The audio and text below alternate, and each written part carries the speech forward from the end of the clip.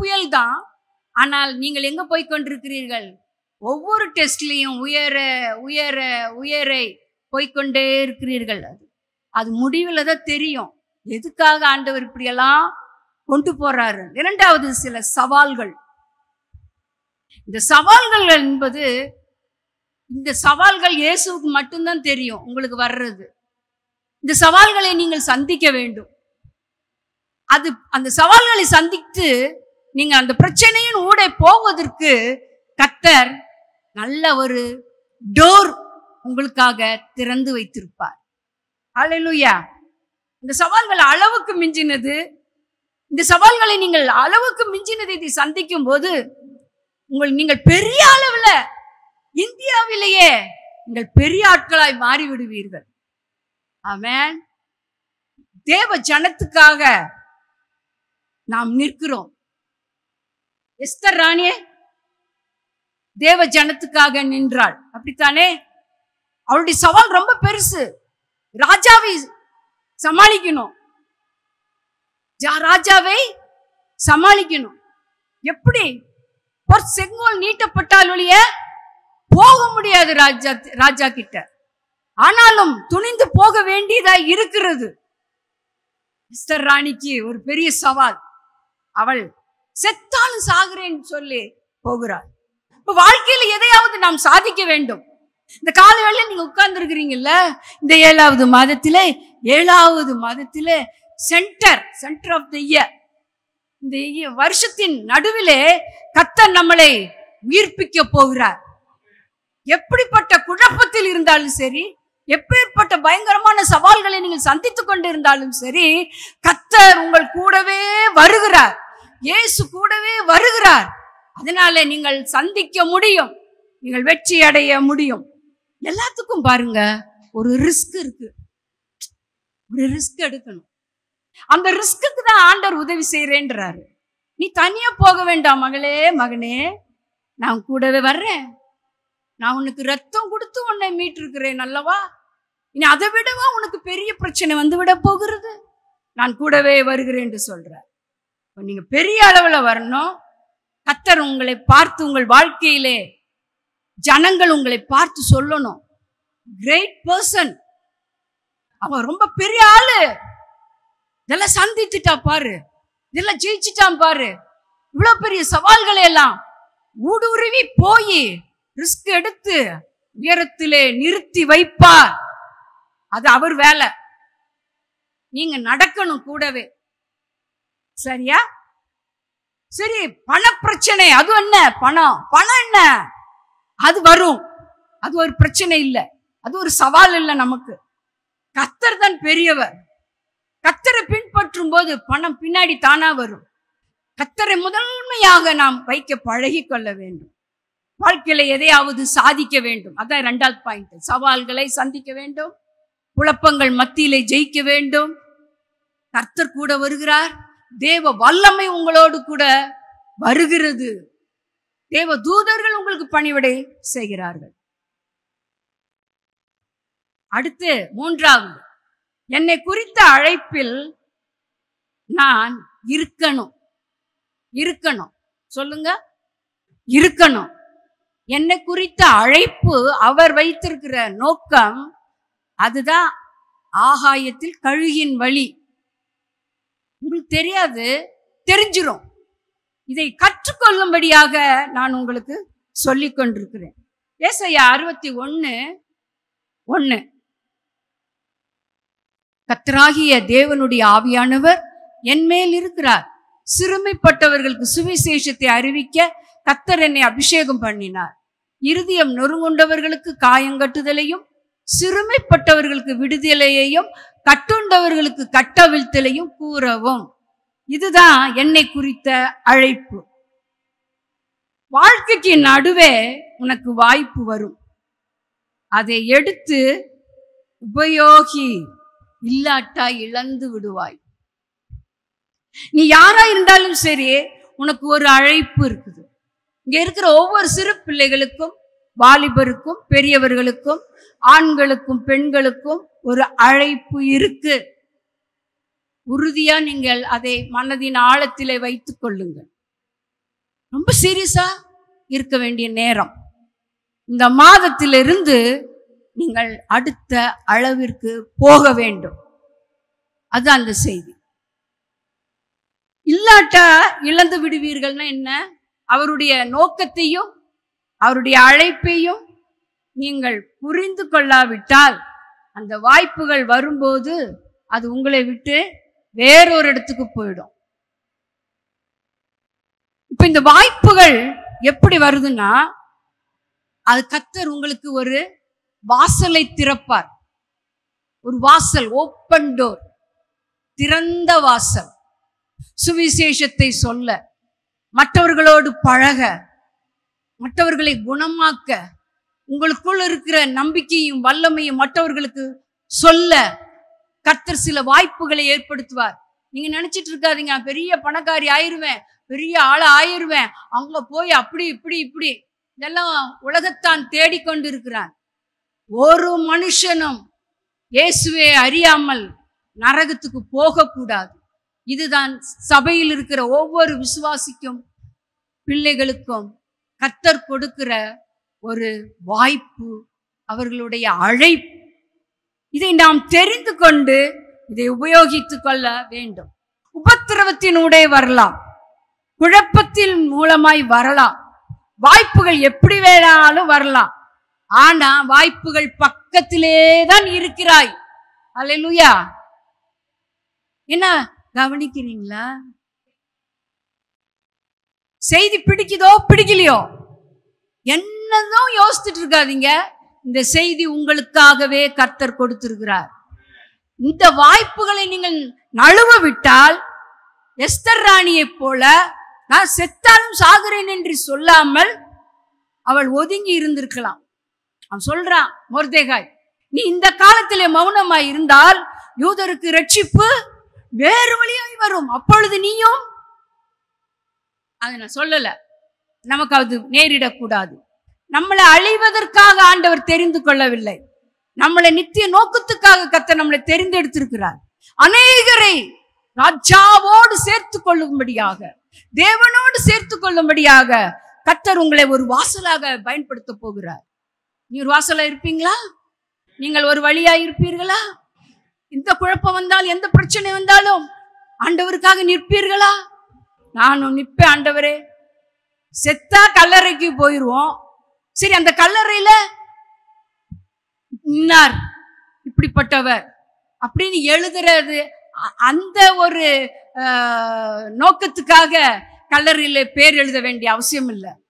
நான் ஒரு பெரிய ஒரு சாதனையை சாதித்திருக்கிறேன், இந்த மகள் ஒரு பெரிய ஒரு கிரேட் பர்சனாக இந்த உலகத்திலே வாழ்ந்து முடித்திருக்கிறாள் அப்படின்னு சொல்லி நம்மளை குறித்து சொல்லப்பட வேண்டும். சரித்திரம் படைக்கிறவர்களாக நாம் மாற வேண்டும். சரி, வாய்ப்புகளை மிஸ்டேக் பண்ணக்கூடாது.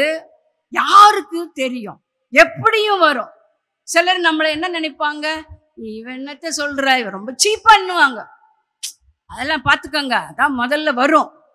சீப்பா எண்ணுவாங்க நம்மள, இவங்க என்ன பெரியதா பேச போறாங்க. ஆனா கர்த்தர் உங்களை அந்த வாய்ப்புகளுக்குள்ளே பயன்படுத்தி உங்களை மிஸ்டேக் பண்றவங்க மத்தியில உங்களை கர்த்தர் உயர்த்துவார். கர்த்தர் உங்களை உயர்த்துவார். ஆனா எல்லாரையுமே நீங்க சீப்பா நினைக்க கூடாது. அவங்க அப்படி நினைக்கிறாங்க, இவங்க இப்படி நினைக்கிறாங்கன்னு நம்ம மற்றவர்களை குறித்து தப்பு கணக்கு போட்டு கொண்டு இருக்க கூடாது. எல்லாரும் அப்படி அல்ல, ஏதோ ஒரு சிலர் இருக்கலாம். ஆனாலும் கர்த்தர் நம்மோடு இருக்கிறபடினாலே அந்த சீப்பானது எல்லாம் கனமுள்ளதாக கர்த்தர் மாற்றுவார். இப்ப அவங்க நினைக்கிறது பார்க்கிறது, நாளைக்கு நீங்கள் பெரிய ஆளாக நின்று சாதித்து இருக்கும் பொழுது உங்களை ஏறிட்டு பார்த்து ஆச்சரியப்படுவார்கள். கர்த்தர் அப்படி செய்வார். இப்ப நீங்க எல்லாரிடமும் முதலாவதாக உங்களை சீப்பா நினைப்பாங்க. இது ஒரு குழப்பம்தான், சவால் தான். ஏன்னா எனக்குள்ள ஒரு அழைப்பு இருக்கு, அந்த அழைப்பை நான் எப்படி ஆகிலும் நிறைவேற்றுவேன். புரியுதுங்களா? யாராவது ஒண்ணு சொல்லிட்டா உடனே முகத்தை தொங்க விட்டு முகத்தை இப்படி திருப்பிக்கிட்டு அதெல்லாத்தையும் மாட்டிடணும். இதெல்லாம் தான் குழப்பம். இந்த சவால்கள் எல்லாம் நம்ம சந்திக்கணும், கஷ்டம்தான், அதான் ரிஸ்க். கஷ்டத்தினூடே நாம் போகும்போது கர்த்தர் நம்மளை பெரிய ஆள் ஆக்கும் போது அவங்க பார்ப்பாங்க. நிச்சயமா பெரிய ஆள் ஆவீர்கள். கர்த்தர் உங்களோட கூட இருக்கிறார். நாளைக்கு நீங்கள் எல்லாரோடும் அன்பாக பழகிக்கொள்ள வேண்டும். உன் ஆகாரத்தை தண்ணீர் மேல் போடு, அநேக நாட்களுக்கு பின்பு அதன் பலனை காண்பாய். அப்ப உன் பிள்ளைகளை கூட நீ என்ன பண்ணக்கூடாது? உன் பிள்ளைகளை கூட தவறா பேசக்கூடாது. அவங்கள ராங்கா பேசக்கூடாது. நான் சொல்ல வசந்தா சொல்லுது, சிட்சிக்கலாம், தவறுகளை அவர்களுக்கு போதித்து இப்படி இல்லம்மா சொல்லி அன்பாக சொல்லி கொடுக்கலாம். அவனை குற்றவாளியாக தீர்த்து நீ ஒன்னுத்துக்கு விளங்க மாட்ட, நீ ஒன்னுத்துக்கு ஆக மாட்ட அப்படின்னு சொல்லி குழந்தைங்கள என்ன பண்ணக்கூடாது? ராங்கா பேசக்கூடாது. தேவனுடைய பிள்ளைகள் அப்படி செய்யக்கூடாது. உலகத்தார் அப்படி செய்வார்கள். மரமண்ட, முட்டாள், இந்த மாதிரி எல்லாம் நம்ம வாயில வரக்கூடாது. நீ பேசு வசனத்தை. என் பிள்ளைகள் இன்று இப்படி இருக்கிறார்கள், நாளைக்கு நன்றாய் வருவார்கள். உங்க கையில கொடுத்திருக்கிற உங்க பிள்ளைங்களை நீங்கள் தான் வசனத்தை பேசி பிள்ளைகளை கிரியேட் பண்ணணும். இயேசு வெளிச்சம் உண்டாக கடவுதுன்னு சொன்னாரு, உண்டாயிருச்சு. இருள போய் விளக்குமாறு எடுத்து விரட்டி விரட்டி விட்டாரா? இருள இல்ல, சுவிட்ச போட்டாரு, உடனே வெளிச்சம் வந்துருச்சு, இருள் காணோம். அது மாதிரி தான் நம்ம பிள்ளைகளிடத்துல தவறுகள் இருந்தால் இந்த வார்த்தை சுத்தமாக்கி விடும். நாம் சொல்லுகிற வார்த்தை, நம்ம வாயிலிருந்து பிறக்கும் வார்த்தை அவ்வளோ அழகு. காலையிலே உன் விதையை விதை, மனிதர் ஒருவருக்கும் ஒரு தீமையும் செய்யாதே. தீமையே பேசவும் கூடாது, சொல்லவும் கூடாது. தீமை பேசுவதனால் நாம் தீமையை தான் அறுக்க வேண்டும். நம்ம கர்த்தருடைய பிள்ளைகளாகிய நாம் எல்லாரையும் கனம் பண்ண பழகி கொள்ள வேண்டும். அதுக்கு தான் சொன்னேன், உன் பிள்ளைகளை முதலாவது கனப்படுத்த வேண்டும். நீ பெற்ற பிள்ளைகள், நீங்கள் வளர்த்து கொண்டிருக்கிற பிள்ளைகளை நீங்கள் கனப்படுத்தி உயர்த்தும் போது பிள்ளைகளை ஆண்டவர் பார்த்து கொண்டே இருப்பார். நாளைக்கு அவர்கள் உயர்ந்த நிலைக்கு வந்து விடுவார்கள். அடுத்து ஏழைகள் வருவார்கள் அல்லவா நம்மிடம். இதெல்லாம் ஒரு சவால், இதெல்லாம் ஒரு ஊழியம். கட்டுண்டவர்களை விடுதலை ஆக்குவது, அப்படியே அந்நிய பாஷை பேசிட்டு ஆவியிலே நிறைஞ்சிட்டு கைத்தட்டி பாடிட்டு போறது இல்ல, வாழ்க்கை முறை இது. அந்த ஏசாயா 61 எல்லாரும் மனப்பாடம் பண்ணுங்க. 1வது வசனம். குடும்பத்திலே, வெளியிலே, வாழ்க்கையிலே, வேலையிலே, வேலை ஸ்தலத்திலே யார்கிட்ட பழகுனாலும் சரி, சிரித்த முகத்தோடு பழகுங்க. அவன் நம்மள 4 பேச்சு பேசி இருந்தாலும் அவங்க சிரிச்சு வரும்போது நம்மளை முறைச்சிட்டு போக கூடாது. அப்ப அவங்களை சந்திக்க முடியாது. நீங்க சவாலில் தோத்து போயிட்டீங்க. இந்த சவாலை ஜெயித்து எதிர்த்து நிற்க வேண்டும். பேதுரு மாதிரி நிக்கணும் தண்ணி மேல. அல்லேலூயா, ஆமென். ஏழைகளை கர்த்தர் கொண்டு வருவார் உங்களிடம். சில ஏழைகள் எல்லாம் கொண்டு வருவார். அப்ப என்ன செய்யணும்? நீங்க அவங்களுக்கு உங்களிடத்தில் இருக்கிற செல்வம், அவங்க பசியோட வந்த ஆகாரம் கொடுக்க வேண்டும். அவர்களுக்கு உன் முகத்தை மறைக்காதே. அவர்கள் கேட்டால் இருக்கிறத குடு, கர்த்தர் உனக்கு அதை திரும்ப தருவார். சிரித்து கொடுங்க, கோபத்தில் இல்ல, சிரித்த முகத்தோடு பழகுங்க. கர்த்தர் உங்களை அன்புடன் சிநேகித்தார் அல்லவா. அப்போ கர்த்தர் உங்களை சந்திக்கும் போது அன்போடு உங்களை சந்திக்கிறார் அல்லவா. நாளைக்கு கர்த்தர் உங்களை அன்போடு சந்திக்கிற மக்களை உங்களிடம் கொண்டு வருவார். வேற வழியில கொண்டு வருவார். அநேக வாசல்கள் கர்த்தர் உங்களுக்கு திறப்பார். சின்ன சின்ன காரியம்தான், நம்ம பெரிய தப்பெல்லாம் செய்யறது இல்ல. நம்ம விபச்சாரம், அசுத்தம், இந்த மாதிரி கெட்ட பழக்க வழக்கங்கள் நம்மிடத்துல இல்ல. இந்த சிறு சிறு சிறு சிறு பாவங்கள் ஒட்டி கொண்டு இருக்கிறது. அதை அப்பப்பா அகற்றி விட வேண்டும். தேவ வசனத்தால் நம்மை சுத்திகரித்துக் கொள்ள வேண்டும். சரி, யாரோ ஒருத்தங்க தீமை செய்தாங்க நமக்கு, அதுக்காக காலமெல்லாம் அவங்க கிட்ட முறைச்சிட்டு இருக்க கூடாது. மன்னித்து மறந்து விடுங்கள். காலமெல்லாம் உயிர் போற வரைக்கும் நீங்க அவங்களை மன்னிக்காம அவங்கள்ட்ட அன்பு செலுத்தாம இருந்தா கல்லறையில உங்களை பத்தி நாளைக்கு என்ன பேசுவாங்க? ஆமா, அப்படிம்பாங்க. அப்படி நம்மளை குறித்து பேசக்கூடாது. பின்னாடி புரணி பேசுவார்கள், அப்படி பேசக்கூடாது. இப்ப நல்லவங்க மாதிரி பேசுவாங்க, வெளியே போய் இன்னொருத்தங்கிட்ட வேற மாதிரி பேசுவாங்க. கர்த்தருக்கு முன்பாக நான் எவ்வளவு கஷ்டமா இருந்தாலும் சரி, எவ்வளவு மன தாங்கலா இருந்தாலும் சரி, அவர்களோடு அன்பா இருங்கள், கஷ்டமாய் வாழாதீர்கள், தீமை செய்தவர்களுக்கு நன்மை செய்யுங்கள். அவங்க உங்களுக்கு பொல்லாப்பு பண்ணியிருந்தா நீங்க அவங்களுக்கு நல்ல ஆகாரம் கொடுங்க, நன்மை செய்யுங்க. அப்ப என்ன சொல்றாரு பவுல் எழுதுறாரு, அவர்கள் தலையிலே அக்கினி தழலை குவித்து விடுவாய், அவங்களுக்கு வெட்கமும் உண்டாகும், வெட்கம் உண்டாகும். சரி, ஒரே நாளிலே எல்லாரையும் ஆண்டவர் உயர்த்த முடியும். யோசேப்பு தன்னுடைய வாழ்க்கையில அவனுக்கு நேரிட்ட அத்தனை பிரச்சனைகள் எல்லாவற்றையும் வெளியே சொல்லவே இல்லை. சொப்பனத்தை சொல்லிட்டான், அதனால அவனுக்கு வந்ததான பிரச்சனை அதிகம். ஆனா அந்த பிரச்சனைகள் எல்லாம் அவன் உள்ளே வைத்து கலங்கி கொண்டு உட்கார்ந்துட்டு இருக்கவே இல்லை. அடுத்தடுத்து வேலை போய்கொண்டே இருக்கிறான்.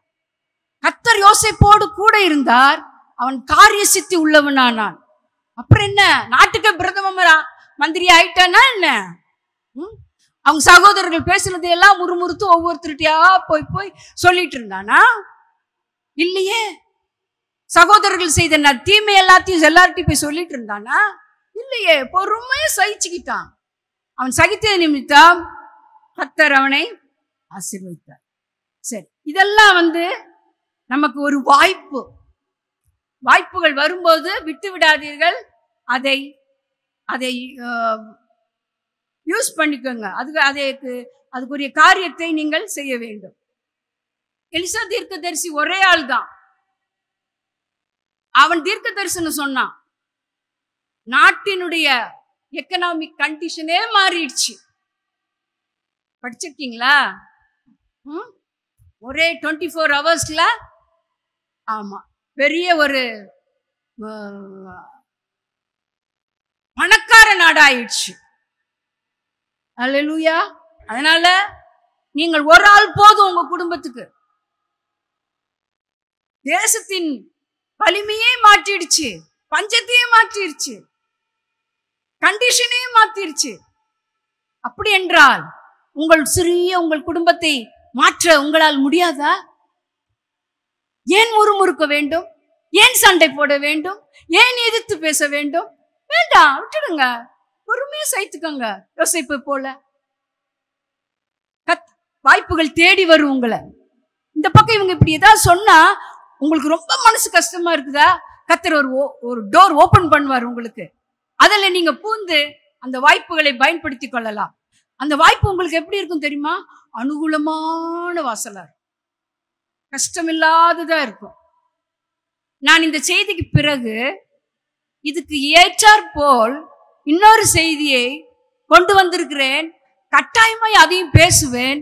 எல்லாரும் உட்கார்ந்து பொறுமையோடு கேட்கும்படியாக அன்புடன் இப்பொழுதே சொல்லிக் கொள்ளுகிறேன். 2 மணி நேரம் ஆனாலும் உட்கார்ந்து கொள்ளுங்க. அன்பும் பாசமும் பேசும்போது உங்களுக்கு பலன் உண்டாகும் குடும்பத்திலேயே. அல்லேலூயா. சில நேரம் நமக்கு கோபம் வருத்தம் செய்யுது. நம்ம என்ன தேவதூதர்களா? தேவதூதர்களும் அவருடைய பார்வைக்கு சுத்தமானவர்கள் அல்ல என்று வேதம் சொல்லுகிறது. ஆனால் நம் நீதிமான்கள் தான், பரிசுத்தவான்கள் தான். நமக்கிட்டையும் சில இருந்தாலும் ஆண்டவர் என்ன சொல்றாரு? அதை அடக்கி, இந்த கோபத்தை தாங்கி, அந்த கஷ்டத்தை பொறுத்து, அத ரிஸ்க் எடுக்கணும்.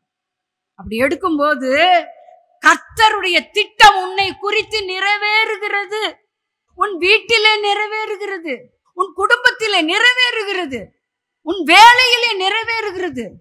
வேலையில யாராவது உங்களை ஏதாவது தப்பாவே தேவையில்லாம உங்களை சொல்லிட்டா கூட நீங்கள் அது பொறுமையாய் சகித்து கொண்டால் உங்களுக்கு என்ன உண்டாகும்?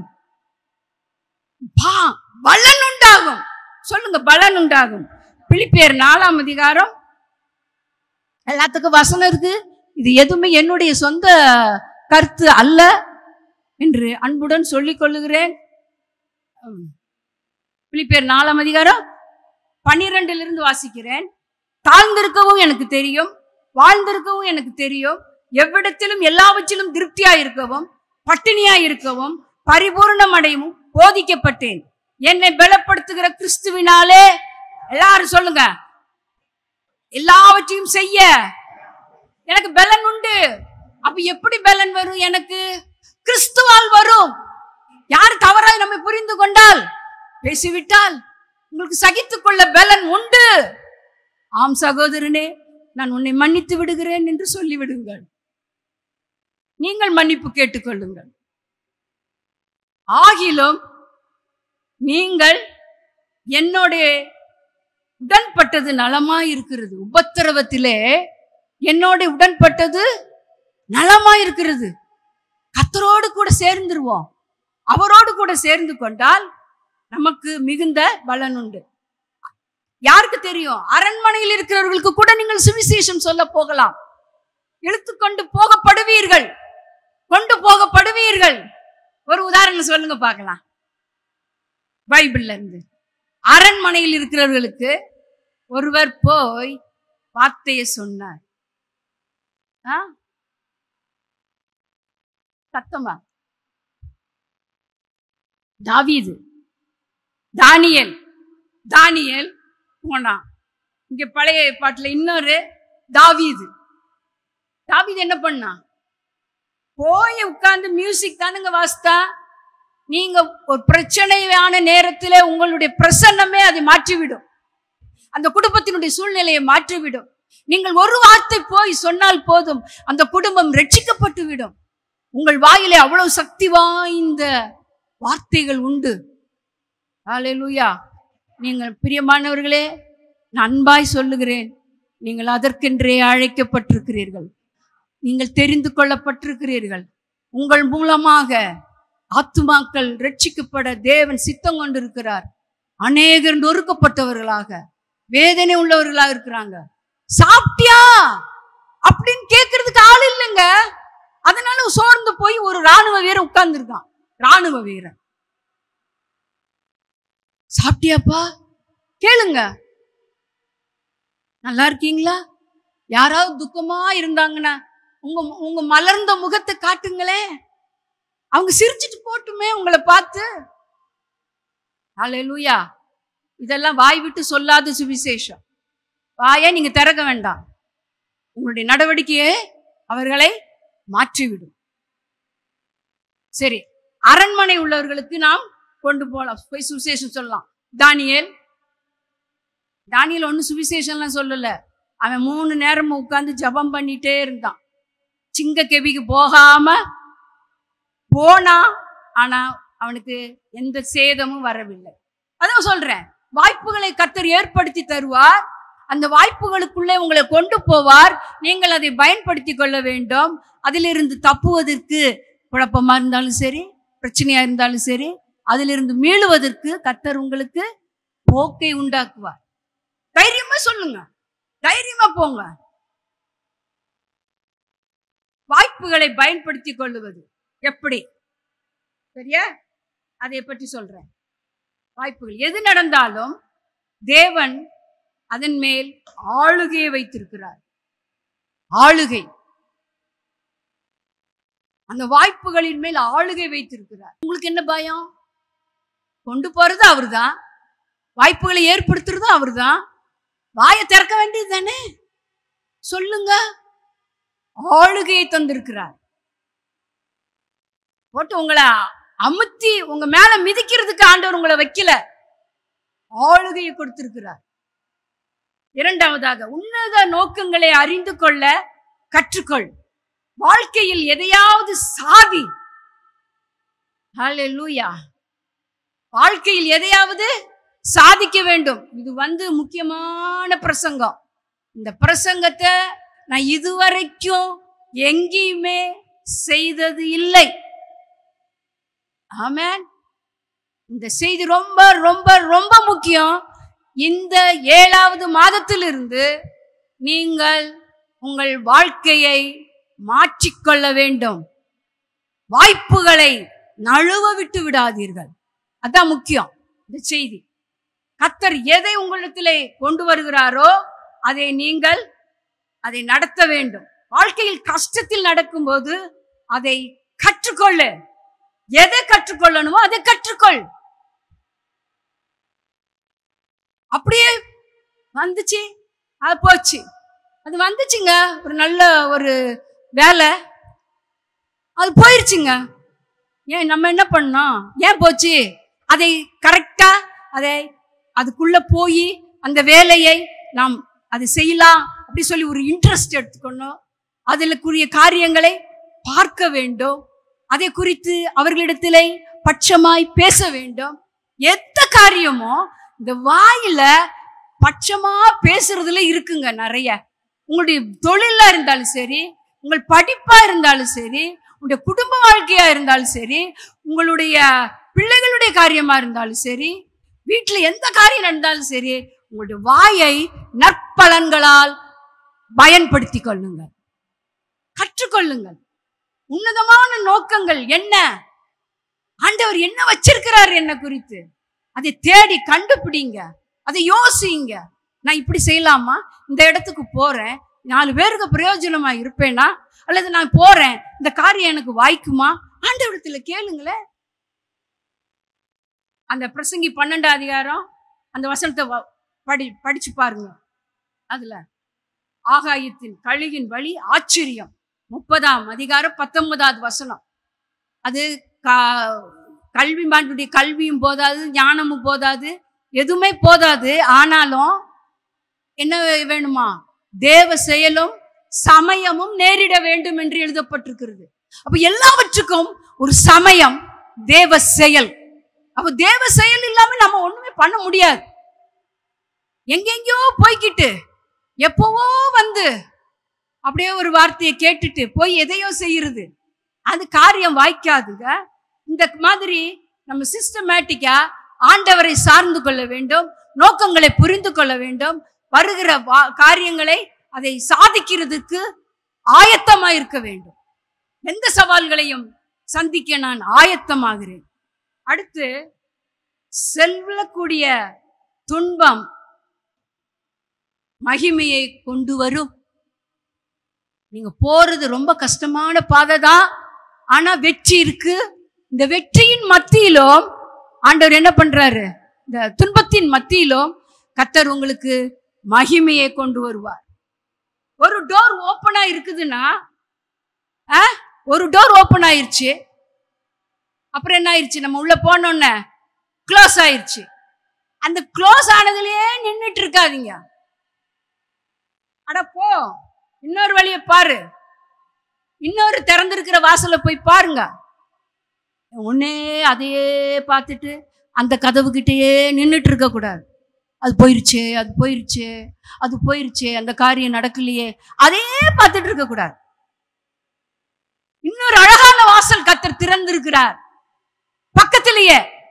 யாருக்கோ தெரியல, தீர்க்க தரிசனம் வருது, எடுத்துக்கோங்க. அங்கேயே பழையது மூடப்பட்ட வாசல் கிட்ட நிக்காத, வேற பாரு. தேவனை மட்டும் பாரு, தேவனை மட்டும் பார். சந்தேகப்படக்கூடாது. ஆண்டவர் ஒரு டோர் ஓபன் பண்ணிருந்தா அங்க இருந்துட்டு, சே நான் என்னத்துக்கு ஆவேன், நான் ஒன்னுத்துக்கு ஆக மாட்டேன், நான் படிக்கல, நான் ஒரு ஓரத்துல கிடக்குறேன், என்னை யாரும் பார்க்கல, என்ன யாருன்னு கேட்கல அப்படின்னு புலம்பிட்டு இருக்காத. புலம்பாம, உடைஞ்சு போகாம, மூடின வாசல் கிட்டே நிக்காம எங்க போனோம்? முன்னேறிப்போ. நான் அடிக்கடி சொல்றது இதுதான், முன்னேறிப்போ. Move forward, create history. இப்படிப்பட்டவங்க நாங்க சரித்திரம் படைப்பாங்க. ஒரே அமைதியா இருக்கின்றது. கர்த்தர் உங்களை சரித்திரம் படைக்க அழைத்திருக்கிறார். ஆமென். எல்லாம் கையை தட்டுங்களேன், நல்ல பாயிண்ட் தானே. நீங்க இந்த மூடின கதவுலே நிக்காதீங்க. கர்த்தர் உங்களுக்கென்று ஒரு அழகான வாசலை திறந்து வைத்திருக்கிறார். அதுக்குள்ளே புகுந்து போங்கள். கர்த்தர் ஒரு குட் ஐடியா தருவார், நல்ல ஐடியா தருவார். ஒரு ஐடியா தான் தருவாரு, நல்லா இருக்கும். நல்ல வாசலை தருவார். மற்றவங்களை கணக்கு போட்டு பார்த்துட்டு இருக்காதீங்க தப்பு தப்பா. அதுதான் வாழ்க்கையிலேயே உங்களை கொண்டு போயிடும், கீழே கொண்டு போயிடும். உலகத்தார் மற்றவங்க எழும்பாதபடிக்கு குழி நோண்டுவான், குழி பறிச்சுட்டே இருப்பான். அவன் குழி பறிக்கிற நேரம் தனக்கு ஒரு வீடு கட்ட ஒரு ஃபவுண்டேஷனாவது போட்டிருக்கலாம். அந்த நேரத்துல அவ்வளவு காலம் குழி நோண்டிட்டு இருப்பான். அவன் விழுகணும், இவன் விழுகணும், இவன் சாவணும். உலகம் ரொம்ப மோசமான உலகம். பிரியமானவர்களே, நான் உங்களுக்கு நல்ல பாடங்களை கற்றுக் கொடுத்து கொண்டு கொண்டிருக்கிறேன். கேட்கிறீர்களா? ரொம்ப முக்கியமானது இது செய்தியே. என்னதோ ஏதோ நம்ம உலகத்துல வாழ்றோம், அப்படியே வெள்ளை ட்ரெஸ் போட்டுட்டு அந்நிய பாஷை பேசிட்டு அப்படியே தட்டிட்டு போறது இல்லைங்க. வாழ்க்கையை சாதிக்கணும், வெற்றியை வாழ்ந்து காட்டணும், 4 பேருக்கு கோடி கோடியா கொட்டணும், ஏழைகளுக்கு சோறு போடுங்க. இருக்கா? அதுக்குதான் சொல்லிட்டு இருக்கேன். கர்த்தர் பெரிய ஒரு காரியத்தை நம் சபையை கொண்டு செய்ய போகிறார். கர்த்தர் நமக்கு நல்ல மனிதர்களை தருவார். அவன் போயிட்டாங்க, என் கூடவே இருந்தான், என் பக்கத்திலே இருந்தான், என் கூடவே இருந்தான், போயிட்டான். அட, அவன் போனா போட்டு, உனக்கு நல்ல 10 பேரை தருவார் கொண்டு வந்து. போனவனையே ஏன் பார்த்துட்டு இருக்கிற? போனவங்கெல்லாம் நல்லது. அது அடுத்த செய்தி வருது. எல்லாம் ஆயத்தமா இருக்கிறீங்களா? அவருடைய திட்டம் மட்டும் உனக்கு உன் வாழ்க்கையிலே நடக்கும். என்ன நேர்ந்தாலும் சரி, அவருடைய திட்டம் யாரோ ஒரு மனிதனை, யாரோ ஒருத்தரை உங்களுக்கு கொண்டு வருவார். அதுதான் புதிய வாசல் கொண்டு வருவார். நீ ஒரே நாளிலே பணக்காரனாகி விடுவாய். நம்ப முடியாதுல்ல? ஆகாயத்தில் கழுகின் வழி ஆச்சரியம். நம்ப முடியாதது நடக்கிறது தான் ஆச்சரியம். அதுதான் கர்த்தர் செயல், அதுதான் அவருடைய திட்டம். நல்ல கை தட்டி ரிசீவ் பண்ணுங்களேன். எல்லாரும் கை தட்டுங்க. பிசாசு நடுங்கி போகணும். உங்க உங்க உங்க இருதயத்துல ஒரு உந்து வேகம் வந்துடுச்சு. வாழ்க்கையில முன்னேறணும், நான் பெரிய ஆள் ஆகணும், சவால்கள் எல்லாம் சந்திக்கலாம், இதெல்லாம் மிதிச்சுட்டு போலாம். தானியேலை போல, சாத்ராக் மேஷாக் ஆபேத் போல மிதிச்சுட்டு போகணும். யோசேப்பு போல எல்லாம் எழும்புங்க, நாட்டை காப்பாத்துங்கப்பா. ஏழை மக்கள் நிறைய பேர் இருக்கிறாங்க. எல்லாருக்கும் சுவிசேஷத்தை சொல்லுங்க. உங்க வாய் மூட வேண்டாம். நல்ல வார்த்தைகளுக்கு உங்கள் வாயை திறவுங்கள். சரி, யார் போனாலும் சரி, கர்த்தர் உங்களை ஆட்களை கொண்டு வருவார். அடுத்த அளவுக்கு நம்ம ஆயத்தமாக போறோம். நான் உங்களை அடுத்த லெவலுக்கு கொண்டு போக போறேன். அடுத்த அளவுக்கு ஆயத்தப்படுவோம். சொல்லுங்க, அடுத்த அளவுக்கு. அப்படி போறவங்களுக்கு தான் இந்த செய்தி இப்ப நான் சொல்ல போறது. இன்னொரு 1.5 மணி நேரம் பேசுவேன், பயந்துடாதீங்க. அடுத்த அளவுக்கு நாம் ஆயத்தப்படுவோம். இந்த சண்டே, இந்த ஆராதனைக்கு கர்த்தர் உங்களை எல்லாரையும் கொண்டு வந்ததுக்காக என் தேவனை நான் மிகவும் மிகவும் ஸ்தோத்திரிக்கிறேன். ஆலயத்துக்கு போவோம் என்று சொன்ன உடனே என் இருதயம் மகிழ்ச்சியாயிருந்தது. அப்படிப்பட்ட மகிழ்ச்சியோடு கர்த்தர் உங்களை நிறைத்து கொண்டு இருக்கிறார். ஹல்லேலூயா. நம்ம ஆராதிக்கிறது நம்முடைய சந்ததிகள் பார்க்கணும், அவங்களும் வரணும். நம்ம பிள்ளைங்க நம்ம கூட ஆராதிக்கணும். அதுதாங்க சந்தோஷம். ஆண்டவரே, ஆலயத்துக்கு செல்லுவோன்னு சொன்னோன்னா படபடான்னு எந்திரிச்சு பிள்ளைங்க கிளம்பும் போது பெற்றோர்களாகி உங்களுக்கு எவ்வளவு சந்தோஷமா இருக்கும். இருக்குமா இல்லையா? எங்க பாப்பா பேத்தி அவ இன்னைக்கு எங்க கூட தான் இருந்தா. நைட்டு ஐயோ லேட் ஆயிருமே அப்படின்னு சொல்லி யோசித்தோம். அவளை எழுப்பணும்னு அவ கடகடா எந்திரிச்சுக்கிறா, போறா, படமா எல்லாம் செய்யறா, எங்க கூடயே கிளம்பிட்டா.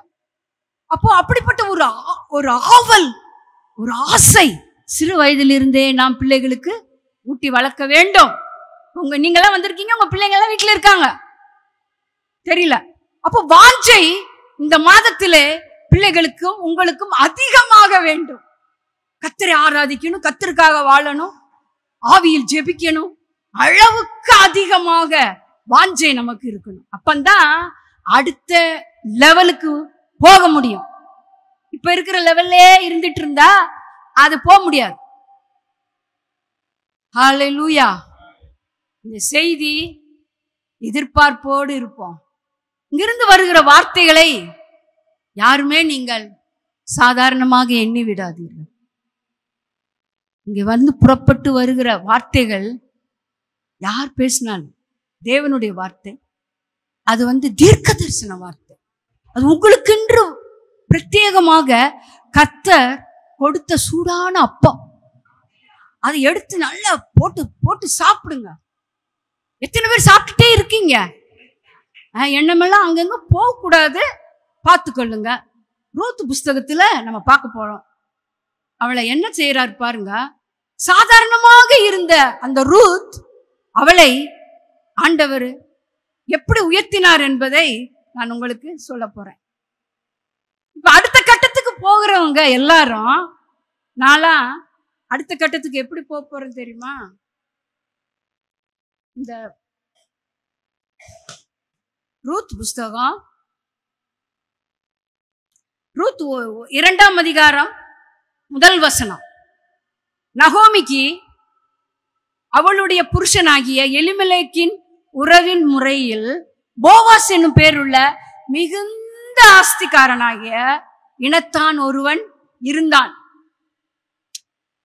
இதுல இருந்து என்ன உங்களுக்கு புரியுது? நான் மிகுந்த ஆஸ்திகாரனாகிய போவாஸோட சேர்ந்து கொள்ள போகிறேன். அடுத்த கட்டம் நீங்க போகணும்னா இந்த மிகுந்த ஆஸ்திகாரர்களோடு சேர வேண்டும். மிகுந்த ஆஸ்திகாரர்களோடு சேர வேண்டும். என்ன பணம் பணம் பேசுறாங்கன்னு சொல்லிடாதீங்க. பணம் கட்டாயம் வேணுங்க. பணத்தை வச்சுதான் ஊழியத்தை கட்ட முடியும், ஊழியம் செய்ய முடியும், நல்லா சாப்பிட முடியும், நல்ல வாகனத்துல வர முடியும், எல்லாம் வேணும். இப்ப இந்த ரூத் மிகுந்த ஆஸ்திகாரனாகிய போவாஸோடு கூட இணைந்தது பற்றி நான் பேச போறேன். இந்த போவாஸ் என்பவன் இயேசுவை அடையாளம் காட்டுகிறான். இயேசு பிறப்பதற்கு முன்பும் போவாஸ் இயேசுவை அடையாளம் காட்டுகிறான். போவாஸுடைய வாழ்க்கைக்கு பிற்பாடு பிந்தின நாட்கள்லையும் இந்த போவாஸ் இயேசுவை அடையாளம் காட்டுகிறான். இந்த போவாஸுடைய சந்ததியிலான் கிறிஸ்து பிறக்கிறார். இவன் ஒரு நல்ல ஒரு அடையாளம். இவன் இயேசுவே என்று சொல்லலாம். போவாஸ் போவாஸ் போர்வையால் என்னை மூடுமையா ஏசையா.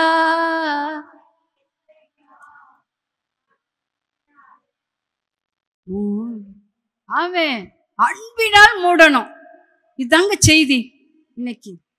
இயேசுவினுடைய அன்பினால் நீங்கள் அனைவரும் மூடப்பட வேண்டும்.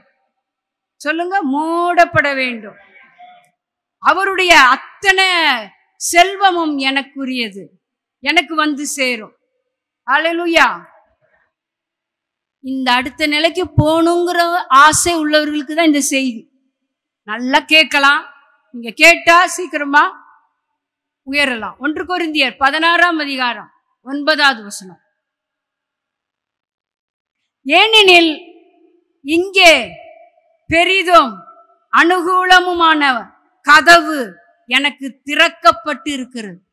ஆமென். எனக்கு திறக்கப்பட்டிருக்கிறது. சொல்லுங்க, அனுகூலமும் பெரிதும். ஆமென்.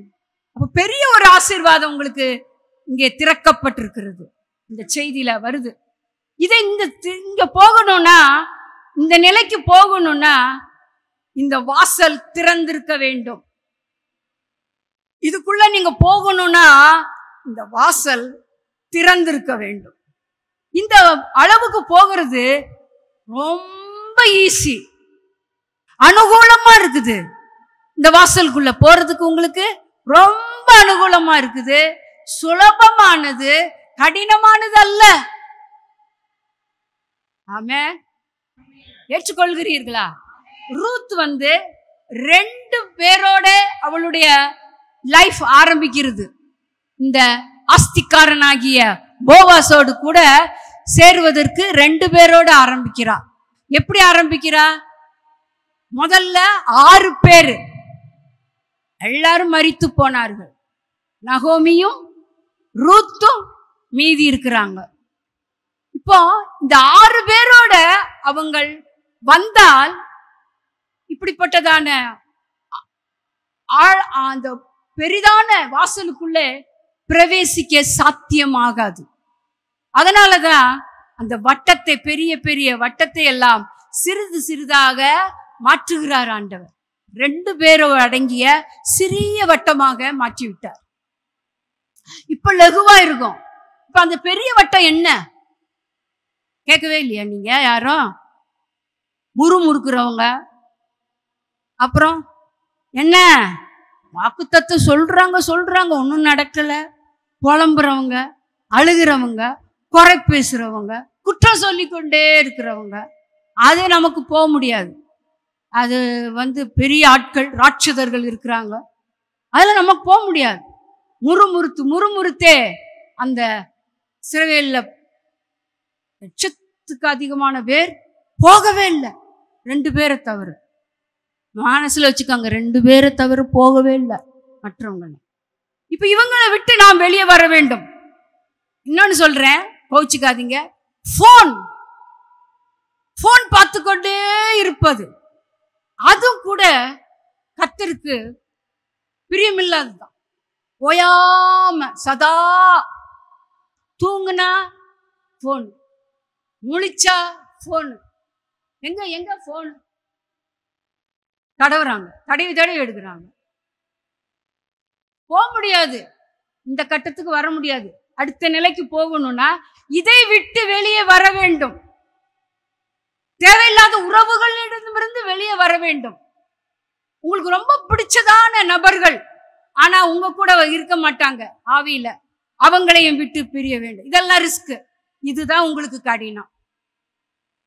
வேற உங்களுக்கு தர வேண்டிய ஆசீர்வாதங்களுடைய அந்த வாசல், அனுகூலமான வாசல், பெரிய வாசல், ஈஸியா போலாம். இதெல்லாத்தையும் கொஞ்சம் கொஞ்சமா குறைச்சிட்டா உங்களுக்கு அந்த வாசலுக்குள் பிரவேசிப்பதற்கு சுலபமா இருக்கும். சீக்கிரத்திலே அடைவீர்கள், உயர்ந்த நிலையை அடைவீர்கள்.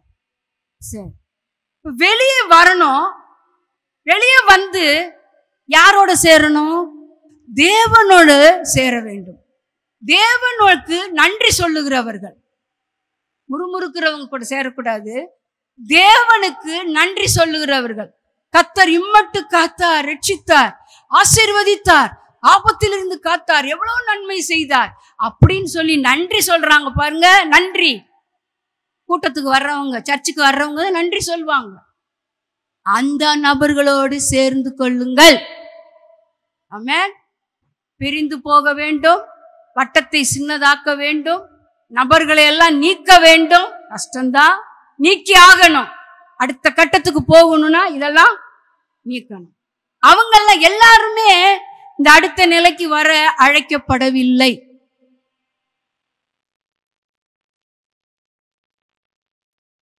இந்த அடுத்த கட்ட உயர்வு நிலைக்கு எல்லாரும் வருவதற்கு அழைக்கப்படவில்லை. அந்த நிலைக்கு போக வேண்டுமானால் கர்த்தர் அவர் தம்முடைய பாதைகளை வகுத்து வைத்திருக்கிறார். அந்த பாதையிலே நடக்க வேண்டும். தீர்மானம் நீங்க தான் எடுக்கணும். சரியான வழியில் நடக்க ஆயத்தமாக வேண்டும். அடுத்த நிலை என்னெல்லாம் சொல்றேன். இன்னொன்னு, ஆலயத்துக்கு செல்வோம் என்றால் இதுதான் முத ஆண்டவர் விரும்புறார்.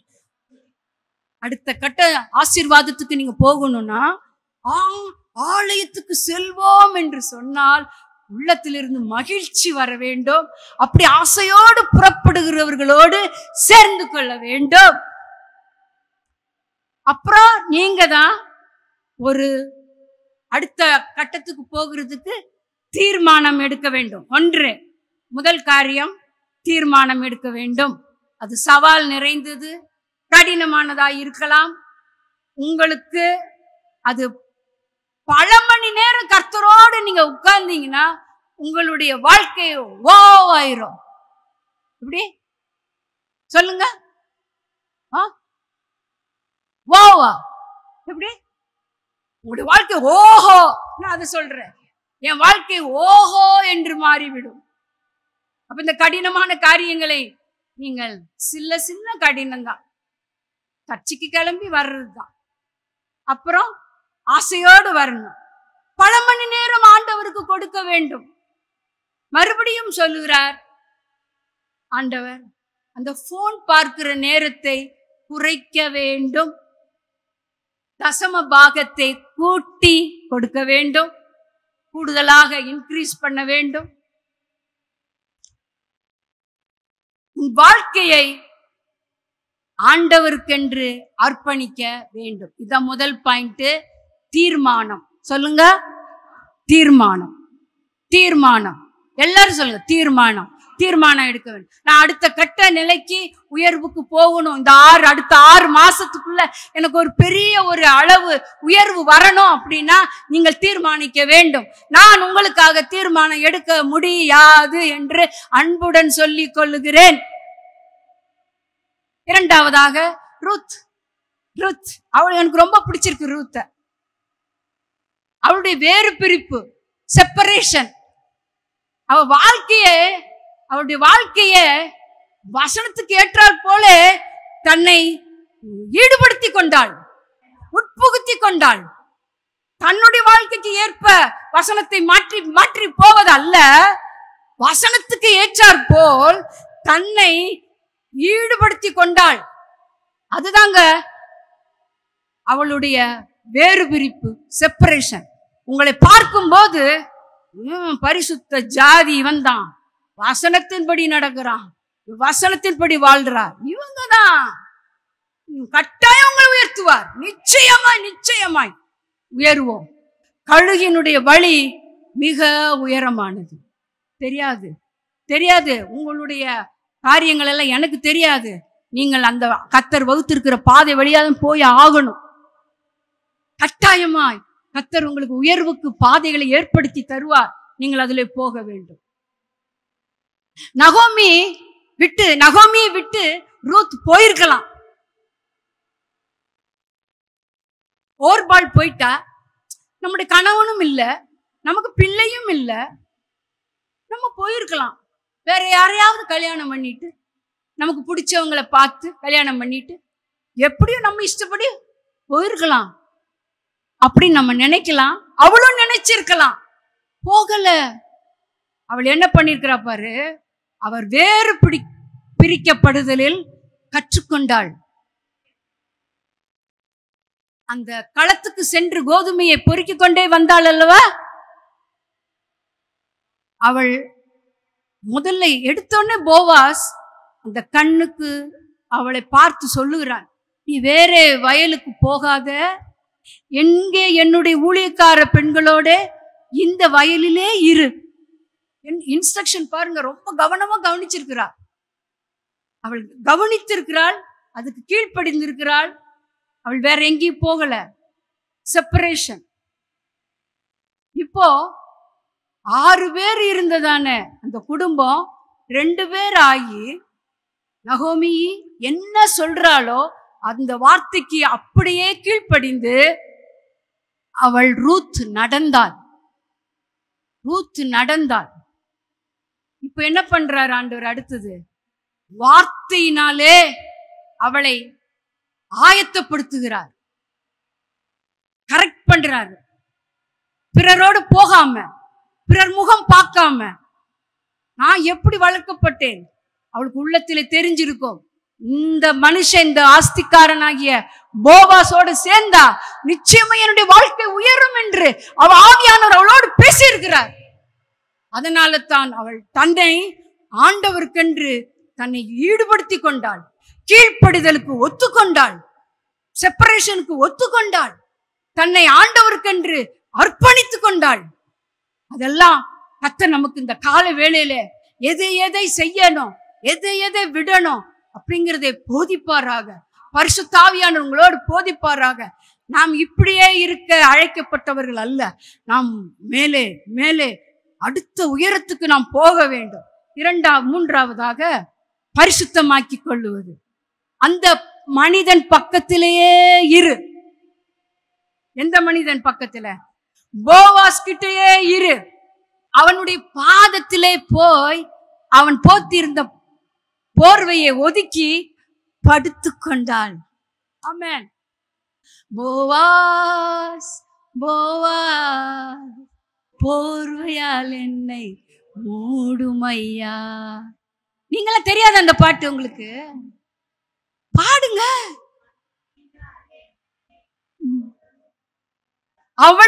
அவரோடு கூட ஒட்டி கொண்டு இருப்பது.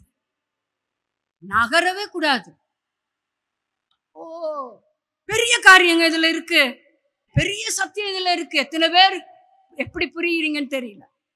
ஆண்டவராகிய இயேசு அவரோடு கூட ஒட்டி கொண்டால் அவர் சொல்லுகிற பாதை, அவர் வகுத்து வைத்திருக்கிற பாதையிலே நாம் போய்கொண்டே இருப்போம். ஆனால் நிச்சயம் வெற்றி. உங்களுடைய வாழ்க்கை தூக்கி நிறுத்தப்படும். நீங்கள் யாரா இருந்தாலும் சரி, எப்படிப்பட்ட சூழ்நிலை இருந்தாலும் சரி, உங்கள் வாழ்க்கை உயரும். உங்கள் வாழ்க்கை தரத்தை மாற்றி அமைப்பார். வீணாக மற்றவர்களை குறை சொல்லிக் கொண்டு, மற்றவர்களை பற்றி பேசிக்கொண்டு, அதையும் இதையும் பார்த்துக்கிட்டு நடக்காதீங்க. கண்டதே காட்சி, கொண்டதே கோலம். அது எப்படி உங்களுக்கு தெரியும்? அது என்னது? அது பழமொழியா, வசனமா? ஆண்டவர் சொல்லியிருக்கிற வார்த்தையே வச்சு வச்சு இதை எனக்குள்ளே கொண்டு வந்து பேசி அவரோடு ஒட்டிக்கோ. அவருடைய ஆசீர்வாதம் எல்லாம் உனக்கு தான். இயேசு பிறந்த உடனே ஆசீர்வாதம். இப்ப போவாஸ் கிட்ட வந்துட்டா. அல்லேலூயா. எத்தனை பேர் போவாஸோட வந்துட்டீங்க? அந்த போர்வையால் மூடிக்கோங்க. இப்ப தீர்மானிக்கப்பட்ட இடத்தில் ரூத் நடத்தப்பட்டாள். அவளே வரல, அவளே தீர்மானிச்சு வரல. நல்லா தெரிஞ்சுக்கோங்க. அவள் அந்த தீர்மானத்துக்குள் வழி நடத்தப்பட்டாள். ஆமென். இதெல்லாம் கர்த்தர் செய்யறது, தேவ செயல். சமயம் எல்லாம் வரும், உங்களுக்கு கூட்டி கொடுப்பாரு. நிச்சயமா இந்த அடுத்த 6 மாதத்துல ஏதோ கர்த்தர் உங்களுக்கு செய்ய போகிறார். எதிர்பாருங்க. ஆமென். எவ்வளவு நேரம் கர்த்தருக்கு கொடுக்கணுமோ, எவ்வளவு நேரம் கர்த்தரோடு ஒட்டிக்கணுமோ ஒட்டிக்கோங்க. எவ்வளவு தூரம் ஒட்டிக்கோங்க. இந்த சின்ன குழந்தை, பிறந்த குழந்தைய மார்போடு தான் வச்சிருக்கணும். அது கொஞ்சம் இப்படி தள்ளி பாருங்க, கத்தும். அந்த குழந்தை தாயினுடைய மார்பை விட்டு போகாது, யாருக்கிட்டையும் போகாது. தன் தாய் தனக்கு தெரியும். அப்படியே அதனுடைய மார்பிலே ஒட்டி கொள்ளும். அப்படி இருப்போமா? தீர்மானிக்கிறீங்களா? தீர்மானிச்சுக்கோங்க. முதலாவது தீர்மானம், இரண்டாவது வேறு பிரிப்பு, செப்பரேஷன். மூன்றாவது பரிசுத்தமாகிக் கொள்ளுங்கள். அந்த தொடர்பு அவ்வளவாய் உலகத்தை விட்டு வார்த்தைக்கு கொண்டு வந்துவிடும். எவ்வளவு வார்த்தை உள்ள வருதோ அவ்வளவு உலகம் உங்களை விட்டு வெளியே வெளியே வெளியே போய்விடும். உலகம் உள்ளே வர வர வார்த்தை வெளியே போய்விடும். எப்படி இருக்க போறீங்க? உலகத்தை வெளியே தள்ளு. என்னென்ன உலகம்? ஆண்டவரை விட்ட வேற என்ன வேணும் நமக்கு? அவரை அணைச்சுக்கோங்க, அவரை பிடிச்சுக்கோங்க, வார்த்தையை அணைச்சுக்கோங்க. ஆண்டவர் உங்களை அணைச்சுக்குவார். ஆமென். வசனத்துக்கு உங்களை ஈடுபடுத்திக் கொள்ள வேண்டும். இப்போ உங்களுடைய வாழ்வு ஓவா மாறிவிடும். ஹல்லேலூயா, ஹல்லேலூயா. சில நேரங்களில் கஷ்டமா தான் இருக்கும். சர்ச்சுக்கு கிளம்ப முடியவே முடியாது. நான் தீர்மானிச்சுட்டேன், போய் தான் ஆவேன். அப்படி தீர்மானிச்சுட்டு வந்து பாருங்க, சத்திர கால் கீழே தான் இருப்பான். ஐயோ, இவகிட்ட எல்லாம் நம்ம காரியம் செல்லுபடியாக, அது நம்ம ஓடிடலாம் ஓடியே போவான். நீங்க அப்படி செஞ்சு பாருங்களேன். என் வாழ்க்கையில் உள்ளதை நான் சொல்றேன். ஈவினிங் சர்வீஸ் வச்சிருப்போம். சொல்லாம இருக்க முடியாது. நான் தான் சொல்றேன்ல, 1 மணி நேரம் எடுத்துக்குவேன்னு. பொறுமையா கேளுங்க. ஈவினிங் சர்வீஸ் வச்சிருப்போம். இங்க காலையில தான் போயிட்டோமே, நேரத்துக்கு ஈவினிங் போனோம். எல்லாம் கிளம்புவாங்க, ஐயா கிளம்புவாங்க, பிள்ளைங்க எல்லாம் கிளம்புவோம். இந்த தம்பி பென்சன், நான் வரல, இன்னைக்கு வரல, அப்படியே டயர்டா இருக்குது, என்ன படுத்துக்கு. எழுந்துறீங்கம்மா, ஒரே வார்த்தை தான், எழுந்துறீங்கம்மா சொல்லிட்டான், போயிடுவான். அவ்வளவுதான். இங்க உள்ள ஆவியானவர் படுக்க விட மாட்டாரு. எந்திரிச்சு கிளம்பிடுவேன். ஒரு பலவீனமும் இருக்காதுங்க, நல்லா இருக்கும், ஜாலியா இருக்கும். ஈவினிங் சர்வீஸ் எனக்கு ரொம்ப பிடிக்கும். சாயந்தர கூட்டம், ஏசு சாயந்தர நேரத்துல தான் உலாவ வருவாராம். அதனால சாயந்தர கூட்டம் சீக்கிரம் நடக்கும். எல்லாரும் வந்துடணும், நிறைய பேர் கூட்டிட்டு வரணும், இந்த கேட்கிற வார்த்தையெல்லாம் சொல்லணும். கர்த்தர் உங்களை வேற லெவல்ல கொண்டு போவாரு. சில நேரங்களில் தீர்மானம் கடினமா இருக்கும், பொறுத்தினை எடுக்கணும். எப்படி எடுத்துக்கணும்? இந்த மாசத்துல ஒரு நாளும் ஆராதனையை தவற விடக்கூடாது அப்படின்னு பொறுத்தினை எடுத்துக்கிட்டீங்கன்னா கர்த்தர் நடத்துவாரு. நீங்க எடுக்கிற தீர்மானம், நீங்க செய்யறது ஆண்டவர் செய்யறாரு. கிருபையை அவர் தர்றாரு, பலனை அவர் தருகிறார். என்னை பலப்படுத்துகிற கிறிஸ்துவினாலே எல்லாவற்றையும் செய்ய. ஆமா, உங்களை மாதிரி நானும் தான் கர்த்தருடைய வார்த்தையினால் என் பலன் கொண்டு இங்க நிற்கிறேன். ஆமென். சரி, உங்களுடைய வாழ்க்கை ஓவாமாக மாறிவிட வேண்டும். நீங்கள் தீர்மானம் எடுத்தால் அது பெரிய அளவுல போயிடும். தீர்மானம் இன்னொன்னு, தசம பாகத்தை நான் இந்த மாதத்திலிருந்து அதிகரிக்க போகிறேன். கர்த்தருக்கு கொடுக்கிறதுல உங்களுடைய நேரம், பணம், உங்களுடைய வாழ்க்கை டைம் எல்லாமே ஆண்டவருக்காக கொடுக்கிறதுல முதல்ல இருக்கட்டும். தொடர்புகள் வந்துருச்சுன்னா ஈஸியாக எல்லாம் கிடைக்கும். இப்ப போவாசோடு கூட ரூத் நல்ல தொடர்பு வந்துடுச்சு. ஒட்டிக்கிட்டா, சேர்ந்து கொண்டால். யார் அவன்? மிகுந்த ஆஸ்திகாரன். நீங்க ஆண்டவரை, அவர் ஐஸ்வர்யவான், அவரிடத்தில் இருக்கிற ஐஸ்வர்யம் உங்களுக்கு தான். நீங்கள் அவரோடு ஒட்டி கொள்ளுங்கள், இயேசுவோடு கூட சேர்ந்து கொள்ளுங்கள். பணம் இல்லாதவர்களே, நீங்கள் வந்து வாங்கி சாப்பிடுங்கள். தாகமாய் இருக்கிறவர்களே, நீங்கள் வாங்கி குடியுங்கள். இலவசமாய் பெற்றீர்கள், இலவசமாய் கொடுங்கள். நீங்கள் பெற்ற இந்த இன்பத்தை மற்றவர்களுக்கும் வாரி வழங்குங்கள். மறுபடியும் இந்த கர்த்தருடைய முழுமையான நம்பிக்கையும் ஆசீர்வாதமும் நம்மோடு இருக்கட்டும். வார்த்தை எனக்கு அடுத்த லெவலுக்கு போகிறதற்கு நான் என்னை பிரதிஷ்டை பண்ணி கொள்கிறேன். யோவான் 1:1, ஆதியிலே வார்த்தை இருந்தது, அந்த வார்த்தை இருந்தது, அந்த வார்த்தை இருந்தது, அந்த வார்த்தை தேவனாய் இருந்தது. இந்த வார்த்தை தேவனாய் இருந்தது என்றால் வார்த்தையும் நானும் ஒன்று. வார்த்தையும் என்னையும் பிரிக்க முடியாது. இது ஒரு நல்ல தீர்மானம்.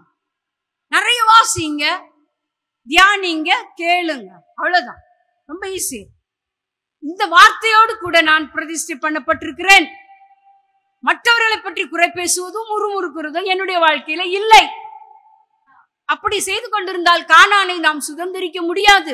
நம்ம போக வேண்டிய லக்குக்கு போக முடியாது. மற்றவங்க புலம்பிட்டு இருந்தா நீங்க ஏன் புலம்பிட்டு இருக்கீங்க? வெளியே வாருங்கள், உங்கள் வட்டத்தை சிறிதாக்குங்கள். நீங்களும் ஆண்டவரும் தான். உங்கள் வாழ்க்கைக்கு நீங்கள் தான் பொறுப்பாளி. நான் பொறுப்பாளி ஆக முடியாது, இல்ல மற்றவர்கள் பொறுப்பாளி ஆக முடியாது. உங்க குடும்பத்துல இன்னொரு ஆள் பொறுப்பாளி ஆக முடியாது.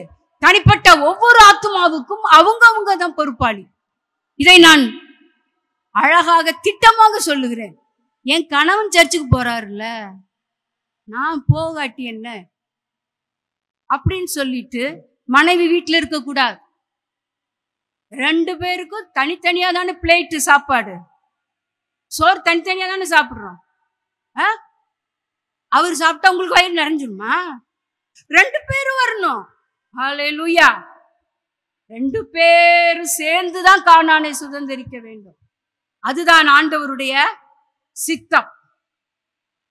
இப்போ வேண்டாதவைகளை எல்லாம் நம்மை விட்டு அகற்றி விடுவோம். ஆண்டவன் நம்முடைய சந்திக்கிற நேரம் இதுதான்.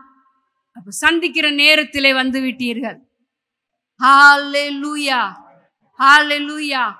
ஆண்டவரும் நீங்களும் சந்திக்கிற இடத்திலே இருக்கிறீர்கள், வந்து விட்டீர்கள். இப்போ வந்தாச்சு. இனி எதுவும் மந்திரம் சொல்லுவாங்க, நமக்கு எல்லாம் நடந்துரும். ஏங்க, எந்த மந்திரமும் இல்லை, என்ன தந்திரமும் இல்லை. அவரோடு இருப்பதுதான் தன் மந்திரம். ஹல்லேலூயா. ஏன் அதுக்கு ஆமேன் வரமாட்டேங்குது? ஆண்டவரோடு இருப்பதுதான் உங்களுக்கு மந்திரம். அதுதான் அவரோடு ஒட்டி கொள்வதுதான் ஆசீர்வாதம். அதுதான் உங்களுக்கு, வேற ஒண்ணும் இல்லை. பணக்காரனோடு சேர்ந்து கொண்டல்ங்க. ஆபிரகாம், ஈசாக்கு, யாக்கோப்பு இவங்களெல்லாம் பணக்காரங்க. இவங்களோடு சேர்ந்து கொள்ளுங்க. பணம் எவ்வளவு இருந்தாலும் தவறு இல்லை. பணம் எவ்வளவு சம்பாதிச்சு நீங்க கையில வச்சிருந்தாலும் அது தப்பு இல்ல. அந்த பணத்தை வந்த உடனே மனமேட்டிமை வருது பாருங்க. ஒரு ஒரு ஒரு கர்வம் வருது, ஒரு பெருமை வருது, ஒரு அகந்தை. அகந்தை உள்ளவர்களுக்கு தேவன் எதிர்த்து நிற்கிறார். எவ்வளவு பணமும் வச்சுக்கப்பா, உன்னுடைய உள்ளம் பணிவோடு தேவனை சார்ந்து கொள்ளட்டும். இதெல்லாம் தேவன் எனக்கு தந்தது, இதெல்லாம் தேவன் எனக்கு கொடுத்தது. அவரால் தான் நான் பணக்காரன் ஆயிருக்கிறேன் அப்படி நீங்க சொல்லணும். இப்போ ஆண்டவர் என்ன சொல்றாரு? அடுத்த நிலைக்கு நீங்க போகணும்னா, போயிட்டீங்கன்னா உங்களுடைய நடவடிக்கையெல்லாம் மாறிடுமா. இந்த பேச்சு மாறிவிடும், இந்த சிந்தை மாறிவிடும், நீங்கள் பழகுகிற முறைகள் மாறிவிடும். அடுத்த நிலை போகிறது, பணக்கார பிள்ளைகளாக நீங்கள் மாறப்போவதுதான் அடுத்த நிலை. ஹல்லேலூயா. தேவனோடுக்குள்ள தொடர்பு கொள்ள வேண்டும் என்பதுதான் இந்த செய்தி. ஹல்லேலூயா. முதல்ல ப்ரிப்பரேஷன், அப்புறம் மெடிடேஷன், அப்புறம் ரெவலேஷன். கர்த்தர் அறிகிற அறிவு உங்களுடைய இருதயத்துல வரும்போது ஆண்டவரை நீங்கள் சந்திக்கிறீர்கள். ஆண்டவரை நீங்கள் சந்திக்கும் போது உங்களுக்கு வர வேண்டிய நன்மைகள் எல்லாம் உங்களிடத்திலே கொட்டி விடுவார். நீங்கள் அவரை அறிய வேண்டும். நான் போவாஸ் ரூத்தும் ஒருவரை ஒருவர் அறிந்தார்கள். ஆமே, அறிந்தார்கள். பிள்ளைகளை பெற்றார்கள். அந்த சந்ததியிலே தான் இயேசு கிறிஸ்து பிறந்தார். ரூத் சரித்திரம் படைத்தவளாய் மாறினாள். ஹல்லேலூயா. நீங்கள் எல்லாரும் சரித்திரம் படைத்தவர்களாய் மாற வேண்டும் என்று அன்போடு கூறி என்னுடைய போதனையை முடிகிறேன். ஆமே.